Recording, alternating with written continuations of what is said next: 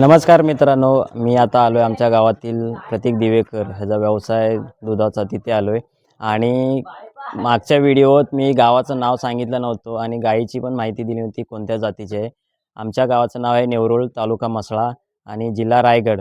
आणि ह्याच्या कोणत्या गायी आहेत, कोणत्या जातीचे आहेत, ते आपण त्या मालकालाच विचारूया. तो सांगेल व्यवस्थित आपल्याला.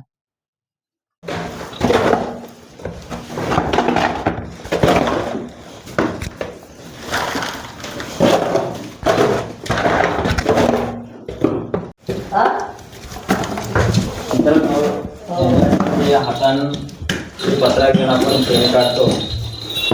नाही घेतलं त्यांनी एक प्लास्टिकचा पावडा वगैरे आणलाय आणि त्याचे शेण काढतो.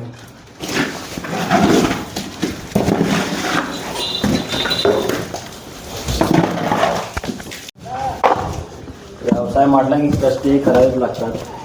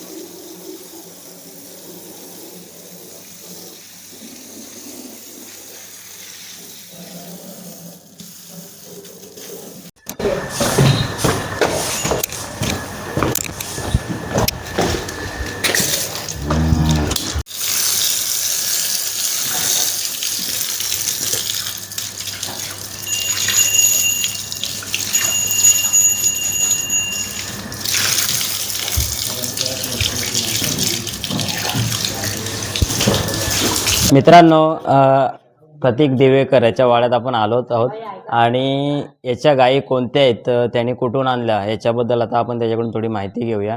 तर बाबू, हे गायी कोणत्या जातीच्या आहेत आणि ह्या कुठून आणल्यास? गाई आपली जात आहे HF हॉस्टन जातीची गाय आपली, आणि मी आणल्यात पुण्यावरून. रिये गाव आहे, त्या गावामधून मी गायी आणल्यात.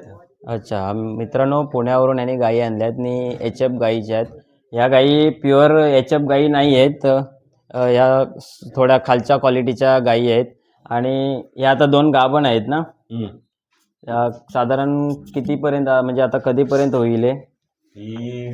बघायला गेलं तर आता 1-2 दिवस जातील हिला खाली व्हायला, आणि तिला 15 दिवस. अच्छा मित्रांनो, ह्याने आता गाभण गाय घेऊन आल्यात. म्हणजे कसा, गाभण गाई आपल्या इथे जी येली त्याच्यानंतर जी वाढ होते ती आपल्या व्यवसायासाठी चांगली असते. आपण बाहेरून विकत आणण्यापेक्षा एक वासरू असा, त्यापेक्षा आपल्या इथं ती वासरं जन्माला आल्याच्या नंतर जी वाढ होते ती व्यवसायाला अजून भर देते. आणि त्याचप्रमाणे त्याने हे प्रयत्न केलेले आहेत की गाभण गाय 2 घेऊन आल्या आहेत. आणि त्या 2 ज्या आहेत त्या छोट्या, त्या 8 महिन्याच्या छोट्या आहेत, बरोबर ना? 8 महिने. हां, त्या 2 8 महिन्याच्या आहेत. आणि ह्या 4 वर्षाची असेल ही गाय. ह्या 4 वर्षाच्या गायी आहेत आणि त्या आता गाभण आहेत. 2-3 दिवसात ते विणार आहेत.